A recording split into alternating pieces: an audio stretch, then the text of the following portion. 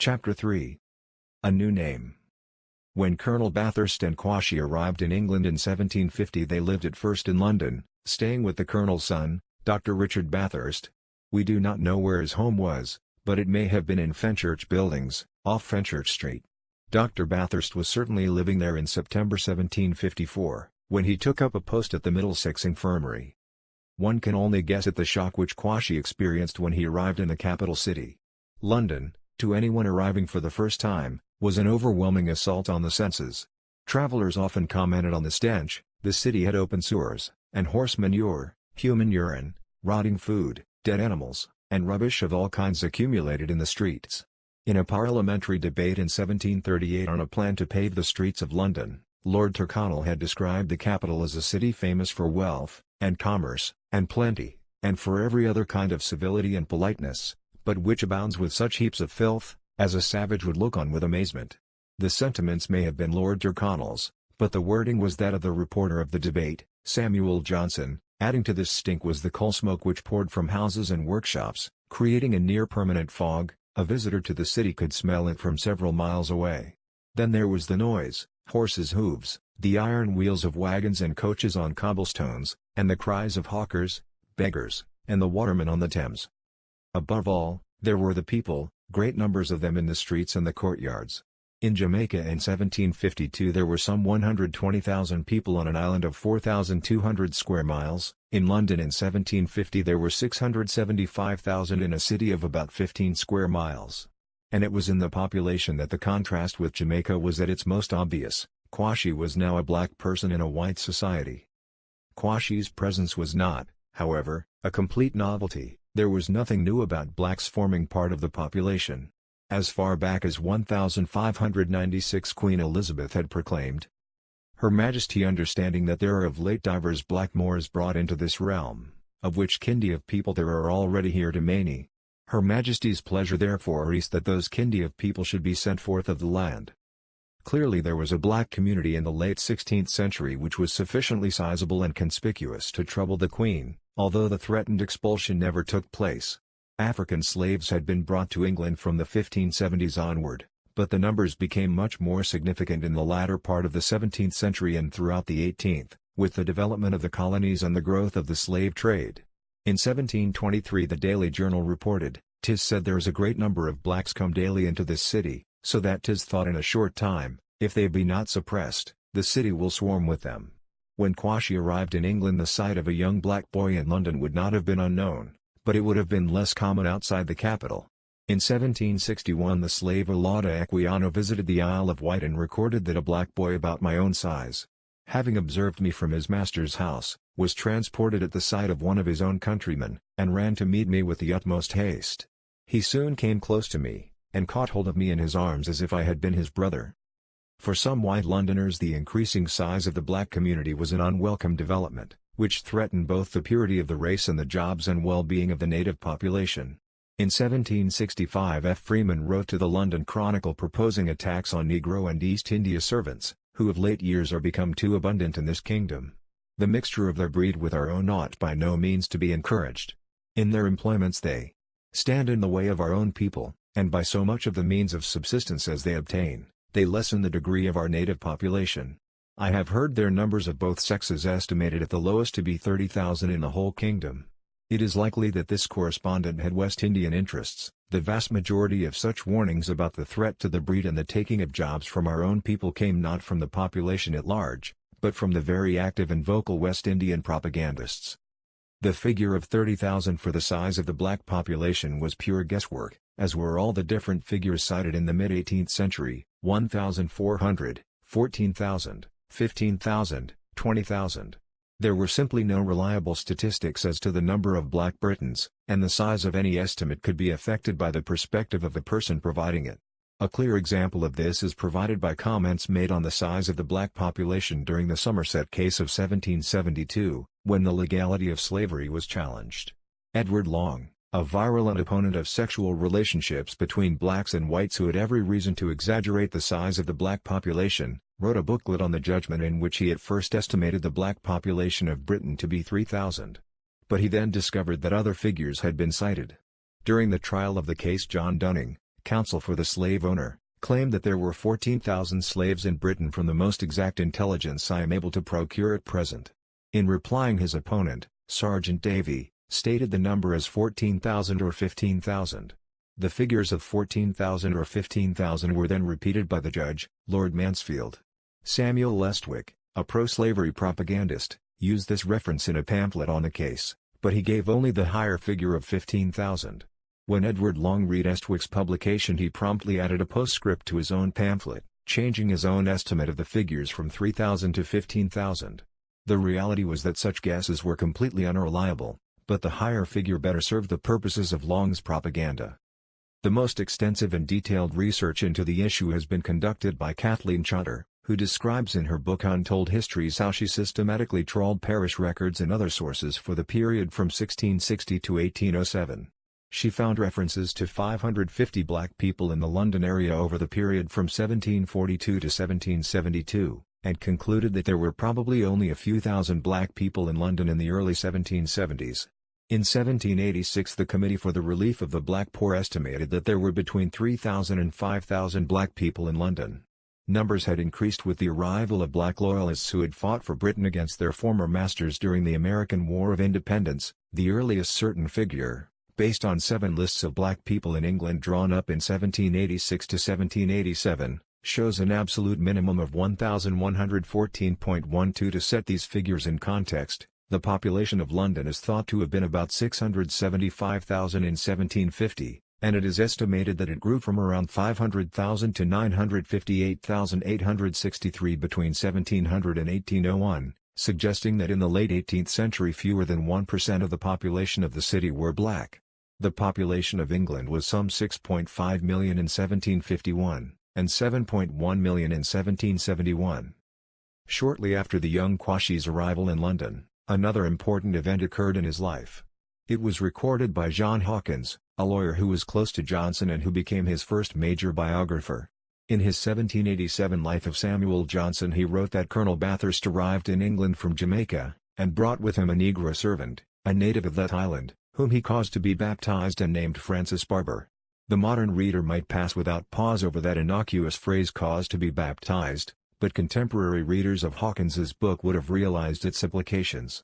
For the vast majority of English people, baptism was a commonplace event. It was important, but it was a normal part of growing up in a country where the Church of England had established status. The position was very different for anyone who, like Quashie, had been born a slave. For such a person, baptism carried a level of meaning which it did not have for a free man. The effect of the baptism of a slave was the subject of a fierce debate which had been going on since the 17th century. The underlying issue was the basis on which someone could continue to be held as a slave. A number of justifications of slavery had been suggested, but one recurring theme was that the practice was justifiable because those who were enslaved were not Christians, but heathens. One of the first English court cases to address the problem of slavery, Butts v. Penny in 1677, involved a situation in which the plaintiff claimed that the defendant had taken 100 of his slaves. The plaintiff sued the defendant by way of an action for trover, a form of action used to recover property. The defendant argued, somewhat technically, that a man could not be a piece of property, and therefore an action for trover could not be brought to recover a man. But the court found that the Negroes were infidels, and the subjects of an infidel prince, and that Negroes being usually bought and sold among merchants, as merchandise, and also being infidels, there might be a property in them sufficient to maintain trover. At first sight it might seem that this justification of slavery would be welcome to slave owners, but in fact it was problematic for them because it simultaneously provided support for the institution and undermined it. If a person could be held in slavery only because he was an infidel, it followed that a Christian could not be enslaved, and a slave who converted to Christianity must be set free. It became a widespread belief amongst slaves, and a fear amongst slave owners, that baptism freed a slave, or prevented a person from being enslaved, and this belief took hold throughout Britain and the colonies. The London baptismal records for the period bear witness to this. They include numerous entries which stand out because of the advanced age of the person being baptized, and also their color or origin: a Moor, a black Moor, a Negro, an Indian, or a dark man. On February 16, 1743, the parish records of St. Bride's, Fleet Street, recorded the baptism of William Eaton, an adult Negro, aged about 17. At St. Catherine by the Tower, Henry Phillips of Black 27 years was baptized on February 1, 1746, and John Matthews a mulatto 19 years was baptized on February 12, 1748. Most of these entries are names with nothing more about the person being baptized, but occasionally there is a hint of a life story of the person being baptized, as when the Register of St. Sepulchre, Holborn, records the baptism on October 12, 1749 of Philip Bailey, a Negro 31 years old born in Guinea. Some owners were prepared to go to great lengths to prevent such baptisms. In November 1760, Lloyd's Evening Post reported that a runaway slave had been brought to church in Westminster to be baptized. Her owner heard of the plan and intervened. The mistress of the girl, getting intelligence of it, while the minister was reading the churching service, seized upon her in the face of the congregation, and violently forced her out of the church, regardless of her cries and tears, telling the people about her that she was her slave, and would use her as she pleased. The newspaper commented, "We should be glad to be informed, first, whether it is in the power of a master or mistress of a Negro slave to prevent her being baptized after her arrival in England? Secondly, whether in this free country such a Negro still continues a slave after baptism?"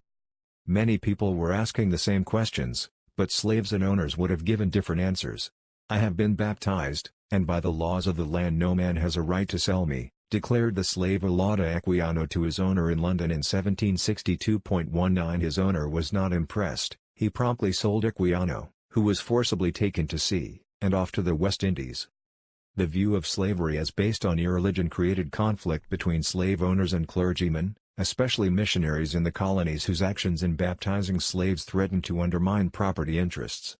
Many colonial legislatures solved the problem by passing laws explicitly declaring that a slave who converted to Christianity was not thereby freed. But there was no such legal provision in Britain, so a group of West Indian merchants obtained an influential legal opinion on slavery which supported their position. The opinion was given in 1729 by two leading lawyers, the Attorney General, Sir Philip Yorke, and Solicitor General, Sir Charles Talbot, who stated, "We are of opinion, that a slave coming from the West Indies to Great Britain or Ireland doth not become free and baptism doth not bestow freedom on him, nor make any alteration to his temporal condition in these kingdoms." Pro-slavery interests made sure the opinion was widely publicized in Britain and the colonies, and it was quoted in sermons and letters, and printed in full in many newspapers. It has often been described by historians as a judgment, but it had no such status, it was simply the professional view of two highly regarded law officers. But opinions of this kind often circulated amongst lawyers in manuscript or in printed collections, and they could carry great weight. In this instance the views of the two lawyers acquired much greater authority 20 years later when they were adopted by the judge in the case of Pern v. Lyle. This matter was decided in 1749, just a year before the boy who was to be baptized Francis Barber arrived in England. Its outcome was not entirely surprising, as the judge was the former Sir Philip Yorke, now Lord Hardwicke, the Lord Chancellor. He stated, "There was once a doubt, whether, if they, slaves, were christened, they would not become free by that act, and there were precautions taken in the colonies to prevent their being baptized, till the opinion of Lord Talbot and myself was taken on that point. We were both of opinion, that it did not at all alter their state." It was this religious and political controversy which formed the backdrop to Quashie's baptism. No mention of the baptism can be found in the London parish registers, either the relevant entry has not survived or the baptism took place elsewhere. Barber himself left no record of the occasion. We know of the event only because two of Johnson's biographers refer to it. In the account given by John Hawkins it is Colonel Bathurst who arranged the baptism. However, an alternate version of events is provided by another friend and biographer of Samuel Johnson, William Conversation Cook. In the Life of Samuel Johnson, LL.D., published in 1785, Cook claimed that it was Johnson, not Bathurst, who had Barber baptized.